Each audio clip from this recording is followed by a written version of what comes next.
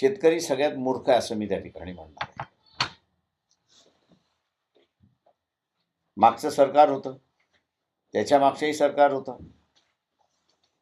त्यांनी कर्जमाफी देतो, इंटरेस्ट माफी देतो, आम्ही तुमचा 7-12 कोरा करतो. मी मूर्ख याच्यासाठी म्हणालो शेतकऱ्याला की त्यांनी पुन्हा सत्तेवरती कोणाला आणलं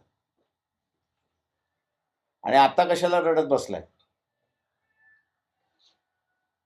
शेतामध्ये तुम्ही जे पेरणार आहात तेच उगवणार आहात, दुसरं तिसरं उगवणारं नाहीये. त्याच्यामुळे जे माफी करणारं सरकार नाही ते आता सत्तेमध्ये आल्यानंतर आम्ही माफी करणार नाही म्हणत असतील तर नवीन काही आहे. निसर्गाच्या नियमाच्या विरोधात तुम्ही जर वागणार असाल तर ते भोगावं लागतं. शेतकऱ्यांनी ह्याचा पहिल्यांदा असा विचार केला पाहिजे.